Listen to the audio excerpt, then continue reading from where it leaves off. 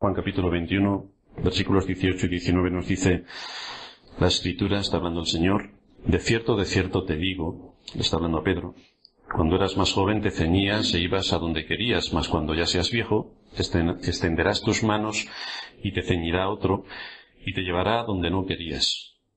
Esto dijo dando a entender con qué muerte había de glorificar a Dios, y dicho esto añadió: sígueme. Hemos visto qué idea debemos tener acerca de lo que es un profeta según las Escrituras. El Señor aquí está anunciándole a Pedro algo que va a ocurrir en el futuro, pero estamos derivándolo hacia el oficio de Cristo como profeta.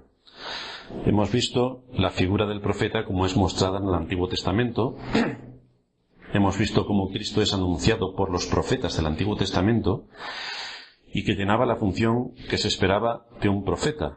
Un profeta es ser la boca de Dios y dar a conocer la voluntad de Dios. Esto es explícitamente el profeta. En nuestro último sermón nos detuvimos para examinar de cerca cómo Cristo cumplía con estas expectativas del oficio profético. Y para ello hicimos un recorrido según la historia de la redención, cómo Dios había ordenado la historia humana según sus planes y propósitos para llevar a cabo la salvación de su pueblo. Y estuvimos haciendo un recorrido. Vimos el periodo de preparación, desde la caída hasta la primera venida de Cristo, luego el tiempo del cumplimiento, cuando se cumple todo lo que en el anterior periodo había sido anunciado, todo lo que se estaba esperando acerca del Mesías, y entonces comienza en la primera venida de Cristo y llega hasta la segunda, el periodo de consumación, donde comienza y culmina el plan de salvación. Estuvimos mirando cómo Cristo ha sido y es el gran profeta de Dios, que siempre ha tenido a su cargo el revelar al hombre la voluntad de Dios. Este es el principal propósito en la persona de nuestro Señor Jesucristo, aparte, claro está, de su muerte en la cruz y de su resurrección y de llevar la carga del pecado de todos nosotros. Pero estamos enfocándolo desde la perspectiva de Cristo como profeta. Estuvimos analizando cómo en el tiempo de Noé fue Cristo quien estaba ministrando y hablando a la generación antigua por medio de Noé. Luego vimos cómo hablaron los distintos profetas. El apóstol Pedro en su primera carta nos dice cómo los profetas estaban inquiriendo acerca de la persona de Cristo, estaban investigando, estaban profundizando para ver qué es lo que decían las Escrituras de él. En los días de su carne, cuando ya vino al mundo, Cristo se nos presenta como el enviado de Dios, como el Dios encarnado, el que viene a revelarnos toda la verdad. Y también vemos cómo cuando fue recibido en el cielo, siguió hablando por medio de los apóstoles. Por esa razón entendemos, tal y como nos enseñan las Escrituras, que la palabra de Dios revelada por medio de los profetas y de los apóstoles, siendo Cristo la principal piedra del ángulo, es la que conforma el edificio de la Iglesia. Los cimientos y las bases son los profetas y apóstoles, la principal piedra del ángulo sobre la que descansa todo el edificio es Cristo, y en ellos tenemos todo lo que necesitamos de la revelación de Dios para nuestro sustento. Pero cuando los apóstoles dejaron este mundo, no siguió el oficio apostólico a sus descendientes. Esto ocurría con los sumos sacerdotes en el tiempo antiguo, en el antiguo pacto, cuando, por genealogía directa, el hijo del sumo sacerdote pasaba a ser también sumo sacerdote. Pero esto no ocurre con los profetas, y esto no ocurre con los apóstoles, sino que es Cristo quien nos amonesta desde el cielo, según lo que veíamos en Hebreos capítulo 12, versículo 25, y esta vez lo hace por los medios que Él ha dejado a propósito para que el alcance del Evangelio llegue a todas las naciones, y son las Sagradas Escrituras. Aquí encontramos en las Sagradas Escrituras la voluntad revelada por Dios por aquellos que Dios comisionó para que nos las escribieran. Los profetas, los apóstoles, ellos nos dejaron las Escrituras para que nosotros, siendo ellos la boca de Dios y quienes tienen toda la autoridad, pudiésemos dirigirnos y saber más acerca de Dios, acerca de todo lo que Él ha creado, acerca de nuestra situación como pecadores y acerca de todo el proceso de salvación. Pero ahí no se queda todo el tema. La Escritura nos dice que Dios llamó al ministerio a unos profetas, a otros apóstoles, a otros evangelistas, a otros pastores y maestros, que es exactamente donde nosotros nos encontramos. Por eso decíamos también que nosotros no es que somos los descendientes directos de los apóstoles y por lo tanto también podemos llamarnos apóstoles, sino que somos los descendientes directos de aquellos que los apóstoles nombraron, como es el caso de Timoteo. Por lo tanto, los pastores y maestros somos Timoteos en el sentido de que damos a conocer de parte de los apóstoles y profetas y del mismo Señor la palabra de Dios al pueblo creyente para la edificación y la guía y dirección. Habiendo hecho este recorrido para ver desde las Escrituras cómo Cristo es el gran profeta de Dios, que a través de todas las épocas y edades ha revelado la voluntad de Dios a la Iglesia, vamos hoy a señalar cómo Cristo sigue llenando el oficio del gran profeta de Dios, el profeta por excelencia, el que realmente se le debe llamar profeta. Varios argumentos para comprobar cómo Cristo cumple de forma perfecta y como ningún otro el oficio de profeta de una manera que ninguno de los que le precedieron lo hizo. En primer lugar, vemos que Cristo llena los requisitos para ser el gran profeta de Dios por la dignidad única de su persona. Todos los demás que vivieron fueron mortales. Todos los demás se murieron. Todos los demás estaban, como nosotros, sujetos al pecado y sujetos a las 1000 variantes que a nosotros nos condicionan para no honrar a Dios ni servirle como merece. Pero Cristo es único en este asunto. Cristo está actuando como el gran profeta de Dios al declarar la voluntad de Dios a la Iglesia de una manera completa y perfecta a través de todas las edades hasta nuestros días, desde los tiempos antiguos hasta hoy. Cristo es realmente el que está revelando la mente y el corazón de Dios. Hay una estrecha relación entre la obra de Cristo y la persona de Cristo, en el sentido de que Él hace lo que ha hecho en virtud de ser quien es. Siendo quien es, ha hecho lo que ha hecho. Esto nos da algún ejemplo a nosotros cuando decimos que somos cristianos para evidenciar si lo que nosotros decimos que somos se corresponde con lo que hacemos. En el caso de Cristo, esto es una verdad inmutable. Siendo lo que es, hace exactamente lo que corresponde a su dignidad. Así que, si pudiéramos hacer un paralelismo respecto a nosotros, podríamos decir, ¿cómo actuamos nosotros de acuerdo a lo que somos? ¿Actuamos realmente de acuerdo a lo que somos? Es decir, somos cristianos. Esta es nuestra profesión fundamental. Somos cristianos. ¿Hay coherencia entre lo que hacemos y lo que decimos que somos? ¿Hay alguna coherencia? ¿O decimos que somos cristianos por una parte y actuamos como nos parece bien por la otra? Porque si esto es incoherente, hay muchas cosas en las que debemos pensar y que debemos corregir si realmente somos creyentes. Ahora, si no somos creyentes no vamos a corregir nada. Estaremos muy de acuerdo con lo que enseñan las Escrituras, es un conocimiento intelectual, pero si esto no lleva absolutamente a nada más, realmente debemos dudar de nuestra profesión. Debemos dudar de que seamos creyentes. Pero en el caso de Cristo no ocurre esto. Así que a fin de ver la coherencia entre lo que Cristo es y su oficio, vamos a ver unos pasajes que nos pueden ayudar para identificar al Señor Jesucristo como realmente el gran profeta enviado por Dios, que reúne las características que tienen que ver con la dignidad de su persona. Vámonos a Juan capítulo 1, versículos 15 y 16, y vamos a ver allí cómo Juan el Bautista va a dar testimonio de aquello que está viendo. Juan capítulo 1, versículos 15 y 16, Juan dio testimonio de él y clamó diciendo, este es de quien yo decía, el que viene después de mí es antes de mí, porque era primero que yo, porque de su plenitud tomamos todos, y gracia sobre gracia. Esto nos va a servir ahora para sacar algunos detalles interesantes acerca de la persona de Cristo. Pero tenemos que recordar que Dios no siempre se ha manifestado de la misma manera en todas las épocas, sino que ha habido periodos de silencio. Desde Malaquías hasta la venida de nuestro Señor, 400 años de silencio. Pero a lo largo de la historia del pueblo de Israel también encontramos épocas de silencio donde Dios no daba a conocer su voluntad.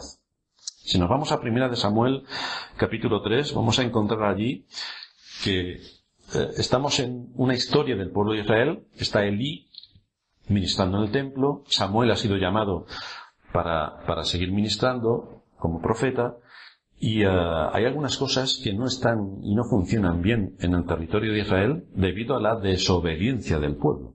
Así tienen multitud de incursiones filisteas, multitud de problemas, y desde luego el nombre de Dios no está en su lugar. Nos dice este capítulo 3 de 1 de Samuel, el joven Samuel ministraba a Jehová en presencia de Elí, y la palabra de Jehová escaseaba en aquellos días, no había visión con frecuencia.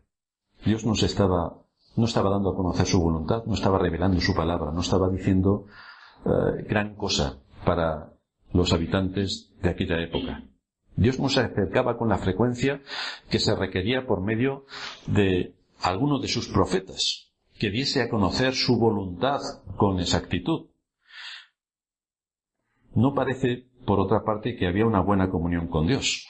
Solamente si recordamos cómo era Elí y la forma en la que había educado a sus hijos y qué es lo que pasaba en el pueblo de Israel, podemos encontrar que cada uno hacía lo que bien le parecía. Es decir, no había ley y cada uno hacía lo que se le ocurría y de acuerdo a sus intereses y propósitos y gobernado, evidentemente, por su corazón malvado, que es lo que a fin de cuentas cada hombre quiere que reine. Solo cuando Samuel creció y su vida fue recta delante de Dios, es cuando Dios comenzó a manifestarse otra vez en el lugar de su presencia. Vámonos al versículo 19 de este capítulo 3 de Primera de Samuel. Y el Señor lo hizo por medio de su palabra a través de un hombre que era riguroso con la voz de Dios. Nos dice la Escritura, Primera de Samuel 3, 19. Samuel creció y Jehová estaba con él y no dejó caer a tierra ninguna de sus palabras. Y todo Israel, desde Dan hasta Beerseba, conoció que Samuel era fiel profeta de Jehová. Y Jehová volvió a aparecer en Silo, porque Jehová se manifestó a Samuel en Silo por la palabra de Jehová. Esto nos muestra claramente que cuando hay un hombre fiel a Dios, Dios le bendice, Dios le da a conocer su palabra y Dios le dice cómo tiene que actuar en medio de la sociedad donde le ha puesto. Esto nos habla claramente de cómo debemos dirigir nuestros pasos con certeza, porque tendremos la absoluta seguridad de que Dios nos bendecirá. Una comunión estrecha con Dios hace que andemos por caminos seguros. Esto no nos va a quitar los 1000 enemigos que vamos a tener. Esto no nos lo va a quitar.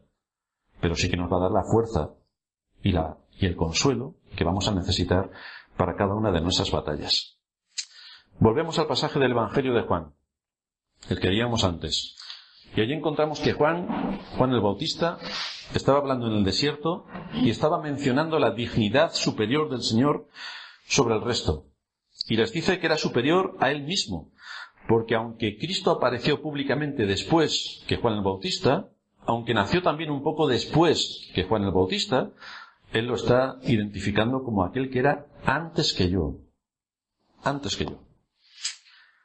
Fijaos que si vamos a derechos de antigüedad, diríamos que Juan era realmente el que había llegado antes a este mundo y el que llevaba un ministerio anterior al del Señor Jesucristo. Pero aquí Juan identifica rápidamente que los derechos de antigüedad no le pertenecen a él, sino a Cristo. Su gloria está por encima de la de Juan. Por eso está diciendo Juan que él es antes que yo. Pero no solamente superior a Juan, sino que añade que es también superior a Moisés. Vámonos al versículo 17 de este capítulo 1 de Juan. Y allí se nos dice que la ley por medio de Moisés fue dada, pero la gracia y la verdad vinieron por medio de Jesucristo. Esto declara una cuestión que debió impactar a la mente de los judíos, porque para los judíos lo máximo en cuanto a profetas era Moisés. Era quien les había dado la ley. Era quien les había conformado como país. No solamente les dio la ley moral, sino que también redactó todo lo que tiene que ver con la ley ceremonial y la ley civil. Por lo tanto, para ellos Moisés era intocable. Pero a pesar de esto, aquí la Escritura está reconociendo que había alguien que era muy superior a la dignidad y reputación que Moisés tenía entre los hombres, y que recae sobre la persona de Cristo. Incluso superior a Abraham, que era el padre de la nación israelita. Pero Moisés era el fundador de la teocracia, aquel con quien el Señor se encontró cara a cara en el monte Sinaí, aquel a quien se le dieron las tablas de la ley, a través de quien se le reveló mucho de lo que tenía que ver con el ser de Dios para guiar a su pueblo. Moisés escribió los 5 primeros libros de las Escrituras, lo que conocemos como el Pentateuco. Y por tanto Moisés ocupaba un lugar especial entre Israel porque pudo estar con Dios cara a cara, de manera que entre los profetas, los israelitas consideraban a Moisés lo máximo en cuanto a la autoridad que él ostentaba. Pero ahora se afirma que este Jesús tiene mayor dignidad que Moisés. Aunque Moisés fue el profeta por quien Dios dio la ley al pueblo de Israel, la civil, la ceremonial y la moral, como estamos diciendo, y la moral para todo el mundo, sin embargo es por Jesucristo por quien nos ha dado la gracia y la verdad. Es decir, tenemos un profeta con una muchísima mayor revelación de Dios y que tiene como propósito salvar a pecadores. Ese es el propósito de la redención. Ese es el propósito de que Dios se encarnase, de que se humanase, de que viniese a vivir entre nosotros para cumplir todas las demandas de Dios que se establecían en la ley y de esta manera ganar nuestra entrada en el reino de los cielos. La ley, como todos sabéis, es para llevarnos a la convicción de pecado. Es para llevarnos a la convicción de pecado, porque si yo no sé que hay ley, nadie me puede acusar que estoy violando la ley, por lo tanto soy digno merecedor de la cárcel o de la condenación. Pero la ley vino para manifestar exactamente qué es lo que había en el corazón de todo hombre. Y lo que encontramos es que ningún hombre puede entrar en el reino de los cielos cumpliendo la ley, porque aunque la ley es perfecta, nosotros no. Por lo tanto, no podemos cumplir ni un solo de los puntos de la ley. Por esto vino Cristo. Por esto necesitamos a Cristo. Por eso nuestro Señor Jesucristo se revela como profeta, como sacerdote y como rey. Por eso encontramos en Cristo como Dios nos muestra su gracia y su verdad. Por lo tanto, supera la revelación que nos había sido dada por medio de Moisés. Porque en Cristo encontramos no la ley de Moisés, que no podemos cumplir, sino la gracia y la misericordia de Dios, para que por medio de Cristo podamos entrar en el reino de los cielos. Esta afirmación de que Jesús era más grande y más digno que Moisés, como decía antes, desconcertó a los judíos. Porque ¿quién podría ser como Moisés? ¿Quién podría ser como Moisés? Claro que cuando Moisés vivía lo querían matar. Pero ahora que ya se había muerto, Moisés era un hombre grande. Esto ocurre normalmente entre aquellos que se mueren. Es por esto que el versículo 18 de nuestro texto también de Juan 1:18 sigue diciendo: a Dios nadie le vio jamás. El unigénito Hijo que está en el seno del Padre, Él le ha dado a conocer. Y aquí encontramos una aparente incoherencia que nuestros enemigos rápidamente toman para decir: pero si a Dios nadie le vio jamás, ¿cómo es posible que la Escritura dice también que Moisés estuvo con Dios cara a cara? ¿Quién lleva la razón? ¿Lo que dice Juan, lo que dice Moisés, o es que todo es una mentira? Es cierto que Moisés habló con Dios cara a cara, pero es cierto también que nadie puede ver a Dios Padre. La Escritura es bastante amplia en decirnos, por ejemplo, el apóstol Pablo, cuando le escribe a Timoteo, que Dios habita en luz inaccesible, a quien ninguno de los hombres vio ni puede ver jamás. Ahora tenemos una revelación de Dios que se muestra a los hombres y que está en la persona de nuestro Señor Jesucristo. Él es la revelación de Dios. Él es lo que Dios da de sí mismo para darnos a conocer el misterio de su voluntad. Él es el Dios revelado. Por lo tanto, muchos comentaristas dicen que realmente lo que Moisés estaba viendo en el Sinaí era a la segunda persona de la Trinidad, el Dios que más tarde se encarnaría en la persona de Cristo como la conocemos en la carne y que llevaría a cabo el plan de la redención. El caso que encontramos en las Escrituras, y que es bastante conflictivo en algunos ámbitos, es que muchos quieren analizar el ser de Dios, como si se tratase de analizar una roca, un planeta, un ser vivo. Pero Dios no puede ser expuesto al estudio y a la investigación del ser humano para llegar a comprenderle y para llegar a conocerle de una manera experimental. Es decir, nosotros no podemos coger distintas materias de algo para crear podemos coger distintas materias de algo para crear un teléfono, para crear un vehículo, para crear una mesa, para crear mil cosas. Pero esto es algo que nosotros tenemos al alcance de nuestra experiencia. Pero en el caso de Dios no está al alcance de nuestra experiencia. Es algo que va más allá de nuestra experiencia. No sabemos exactamente cuál es la dimensión de lo que estamos hablando. Porque lo que conocemos de Él, y tenemos el vastísimo universo para conocerle, y tenemos la creación en la tierra para conocerle, es un susurro de lo que es Él. Por lo tanto, ¿quién conoce el ser de Dios? ¿Quién conoce su profundidad? Si cuando empezamos a estudiar las galaxias y el universo en el que vivimos, solamente lo que alcanzan a ver los telescopios que hemos inventado los seres humanos, ya la mente se nos nubla de la inmensidad del universo finito que nos rodea, cuanto más el infinito que está detrás. Por lo tanto, Dios no puede ser expuesto al estudio y a la investigación para llegar a comprenderle, para llegar a conocerle de forma experimental. Esto ocurre con las personas, ocurre con las cosas. Nuestra mente tiene la capacidad para poder descubrir poco a poco lo que a primera vista está oculto. Y por eso el hombre, de lo que está oculto, ha descubierto el hierro, ha descubierto el bronce y ha hecho multitud de descubrimientos que, aplicados a todas las áreas de la vida, nos hacen vivir de forma confortable. Pero esto no ocurre con Dios. Él es completamente distinto. Él no está al alcance de nuestra mente como los demás elementos de la creación, donde lo único que tenemos que hacer es descubrir la naturaleza de las cosas que nos rodean, de las cosas que han sido creadas. Y por lo tanto los clasificamos de acuerdo a la naturaleza de las cosas. Diferenciamos entre seres vivos y seres no vivos. Dentro de los seres vivos diferenciamos entre el ser humano, los animales y las plantas. Dentro de los seres humanos los clasificamos por razas, después lo clasificamos por nacionalidades, después por edades y después por 1000 cosas más. Los vamos clasificando. Pero esto no ocurre con Dios. Los filósofos han traído muchísimo material que ellos han pensado acerca de Dios. Pero cuanto más lee uno a los filósofos, más se da cuenta de que son unos auténticos ignorantes, porque solamente están trayendo lo que ellos se imaginan. Pero claro, lo que yo me imagino y la realidad no se parecen nada. Ellos nunca han llegado a descubrir cómo es el Dios vivo y verdadero, ni han llegado a descubrir cuáles son sus propósitos, sino que han llegado a sus propias conclusiones, como seres humanos, finitos y de acuerdo a su mente imaginativa y creativa. A lo más que pueden llegar es a imaginarse a un Dios de acuerdo a sus propios pensamientos, a sus propias inclinaciones o intereses, que es lo que tristemente la mayoría de las iglesias tienen, un Dios a su altura, pero no al Dios de los cielos. Por eso Pablo dice que en él habita luz inaccesible, a quien ninguno de los hombres ha visto ni puede ver jamás, y por lo tanto solo se puede dar a conocer de él lo que él revela de sí mismo. No tenemos más información de lo que él quiere que nosotros conozcamos. Él no es objeto de nuestra investigación, no puede serlo, sino que solamente conocemos lo que él quiere que conozcamos. Las capacidades del hombre no pueden llegar hasta la profundidad de lo que es Dios. Es algo que lo supera por completo. El hombre no puede traspasar ni un paso en el conocimiento de Dios, a menos que Dios quiera darse a conocer.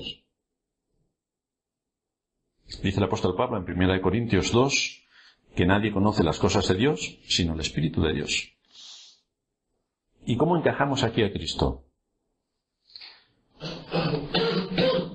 Él es el unigénito, dice la Escritura, que está en el seno del Padre.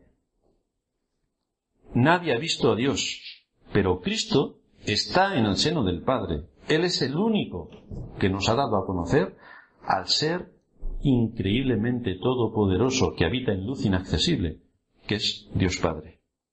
El hecho de que Cristo esté en el seno del Padre nos indica lo cercano y lo íntimo de la relación con Dios y el conocimiento que Cristo tiene de Dios Padre, el que habita en luz inaccesible. Cristo está con Dios Padre. Cristo es la segunda persona de la Trinidad. Esto le da una dignidad superior a la de Juan el Bautista, a la de Moisés y a la de todos los profetas. Él tiene toda la autoridad. Él es quien revela directamente a la persona de Dios.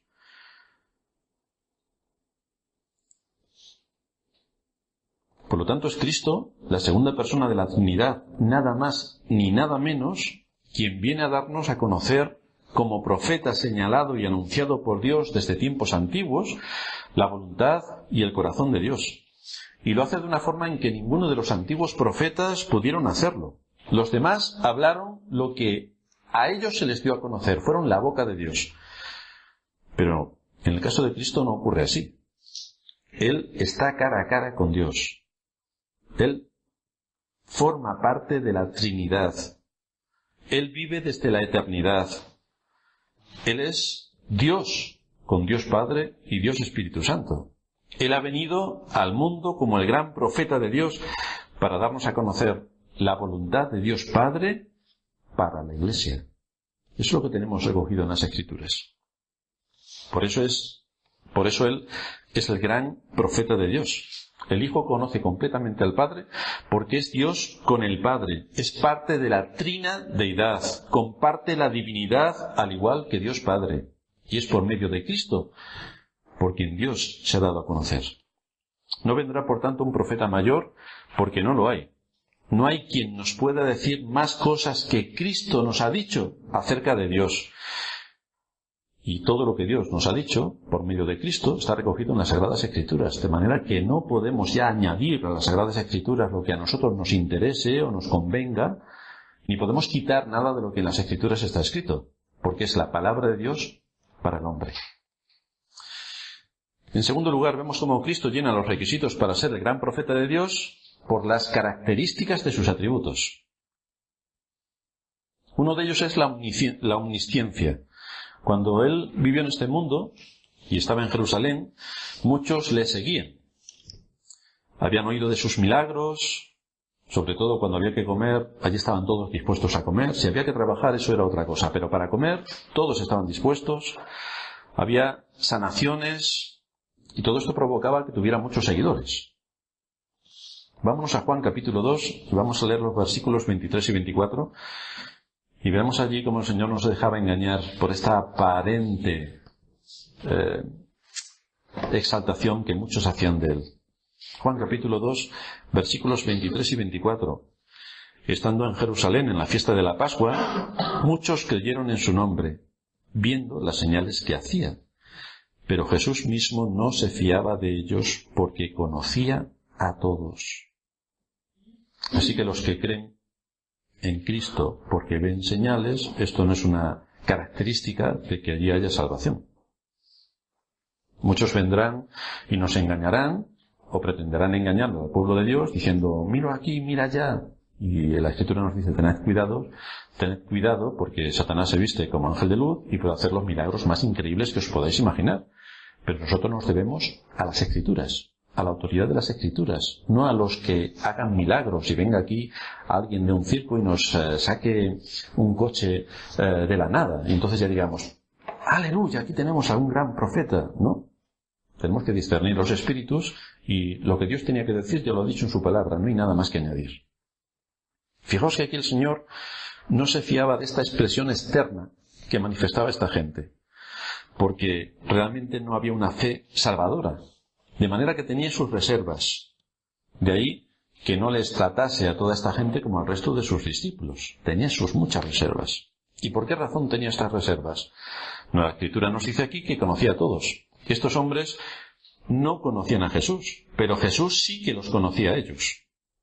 Aunque esa muchedumbre de gente lo seguía y manifestaba algún aprecio por Cristo, era un aprecio estrictamente comercial. Es decir, te sigo por lo que me das. En el momento en el que no me des, se acabó el seguimiento. Pero esto no es lo que nos enseña la Escritura. La Escritura nos enseña que es necesario que a través de muchas tribulaciones entremos en el reino de los cielos. Es decir, seguir a Jesucristo tiene un alto y elevado precio, que vamos a pagar con nuestros familiares, con nuestras amistades, en el mundo en el que vivimos, con nuestro ocio, con nuestro dinero, con nuestros recursos. Vamos a tener que pagar a distintos niveles un altísimo precio por seguir a Cristo.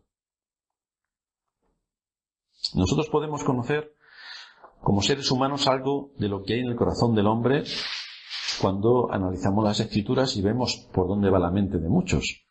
Pero aquí se nos dice que Jesús conocía a todas estas personas que se manifestaban como sus seguidores, es decir, sabía lo que había en el corazón de ellos y cómo debía interpretar lo que decían que creían de él. Cristo conocía sus mentes y sus corazones. Por eso nos dice en el versículo 25 de este capítulo 2 que no tenía necesidad de que nadie le diese testimonio del hombre, pues él sabía lo que había en el hombre. Lo sabía perfectamente. Aquí añade su base de conocimiento acerca de los hombres.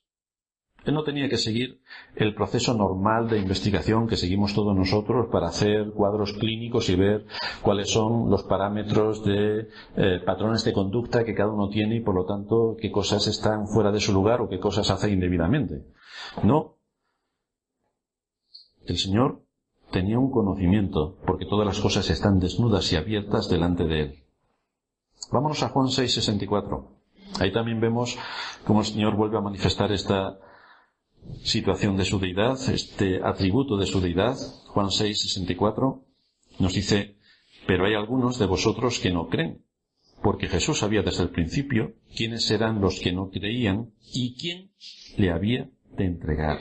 Lo sabía con precisión. No es como dicen los testigos de Jehová, es que como el Dios ve de antemano, sabía que alguien le iba a entregar. Ahora, si no hubiera sido Judas, hubiera sido otro. Pues no. No si hubiera sido Judas, hubiera sido otro. Era Judas porque así estaba dispuesto a que ocurriera. No hay nada escondido para Dios. Desde el principio, nuestro Señor Jesucristo sabe todo lo que hay en el corazón del hombre. Sabe cómo es mi corazón y sabe cómo es tu corazón. Lo sabe perfectamente.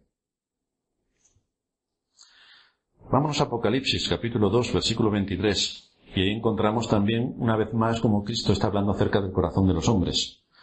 Apocalipsis 2:23 nos dice que todas las iglesias sabrán que yo soy el que escudriña la mente y el corazón, y os daré a cada uno según vuestras obras. Este mensaje dirigido a las 7 iglesias de Asia van precedidos todos ellos de esta afirmación de quién es el que les habla, es decir, que conoce a la iglesia, y por eso comienza casi siempre con la afirmación yo conozco.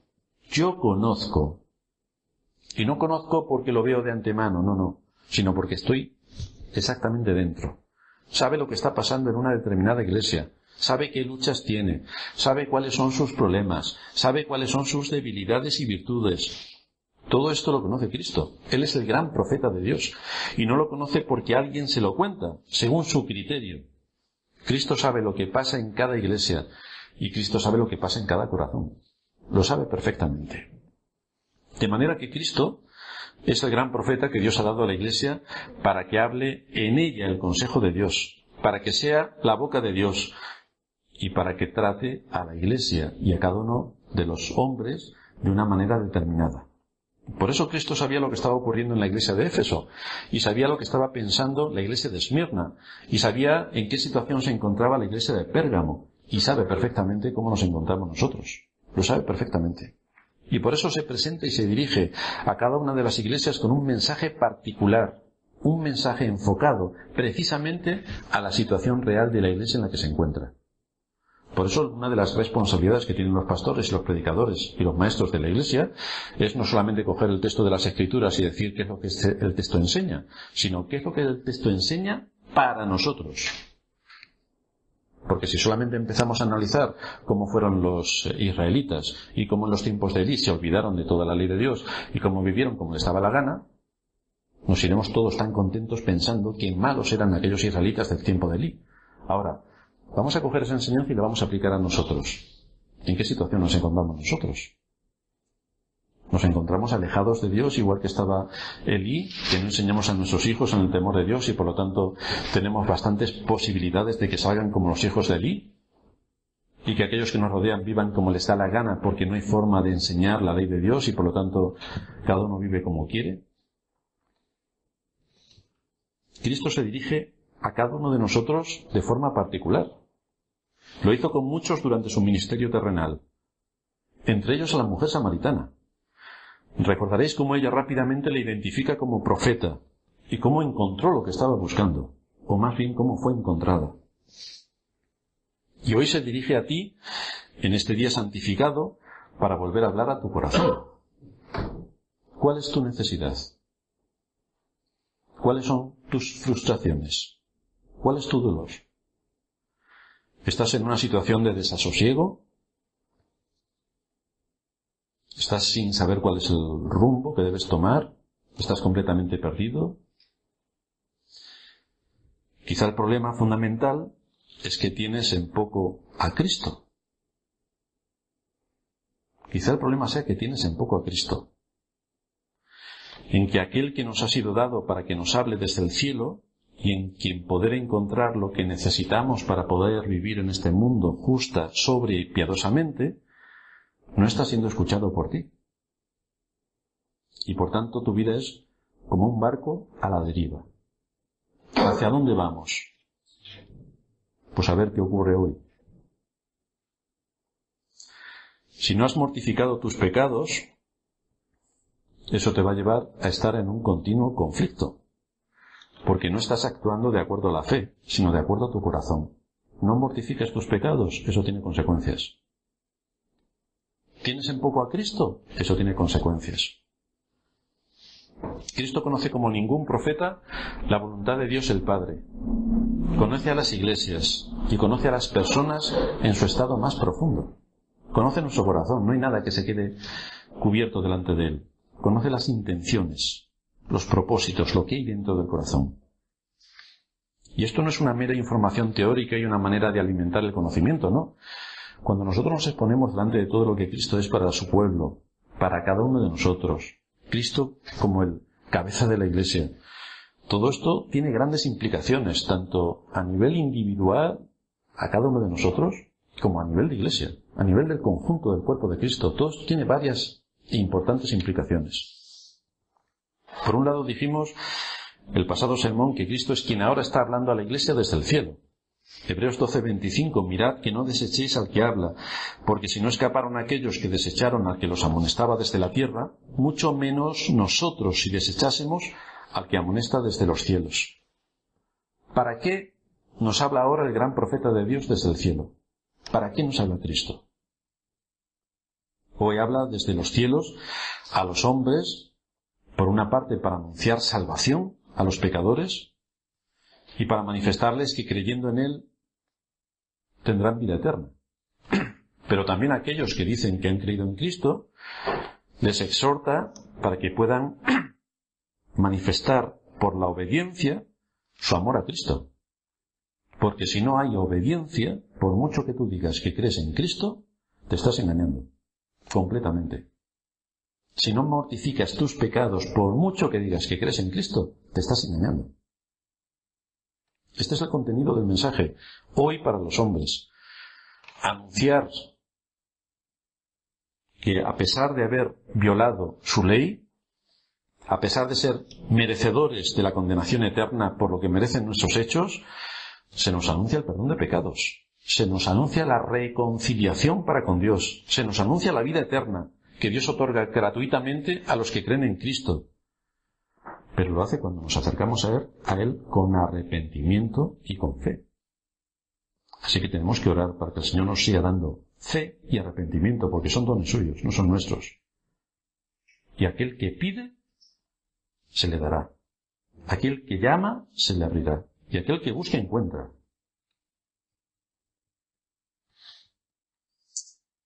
¿Eres fiel en la oración? ¿Eres fiel en la meditación? ¿Eres fiel en cuanto a tus relaciones fraternales? Porque en todo eso podemos evidenciar si realmente Cristo es nuestro Salvador o seguimos siendo nosotros mismos los que mantenemos el rumbo. ¿Quién es el que mantiene el rumbo?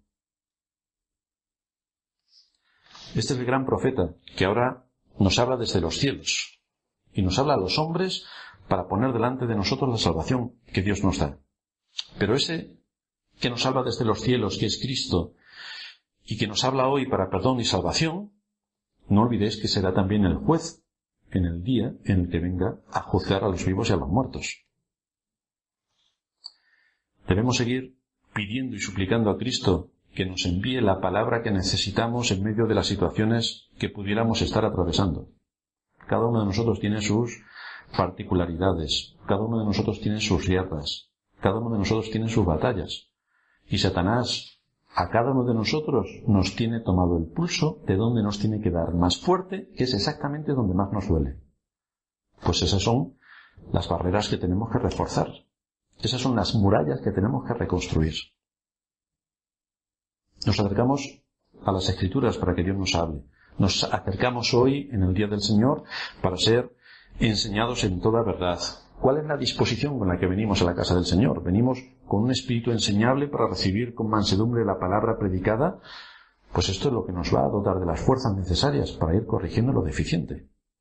Para enseñarnos, para alimentarnos, para guiarnos, para reprendernos y para exhortarnos. Cristo nos habla desde el cielo por medio de su palabra predicada. Habla directamente al corazón y a la conciencia. Ahora tenemos que pensar. Tenemos que pensar en este mensaje y saber qué es lo que vamos a hacer con esta palabra recibida. ¿Qué voy a hacer con la predicación de hoy? ¿Qué voy a hacer con la predicación que cada domingo desde el púlpito recibo? ¿Qué voy a hacer con todos los mensajes que desde la Iglesia se imparten? Porque también serás juzgado por el uso que vayas a darle a lo que escuchas. No solamente por lo que no haces, sino que habiendo tenido la exhortación, la enseñanza y el alimento, ¿qué es lo que haces con todas estas bendiciones que Dios te da? Vamos a terminar en oración.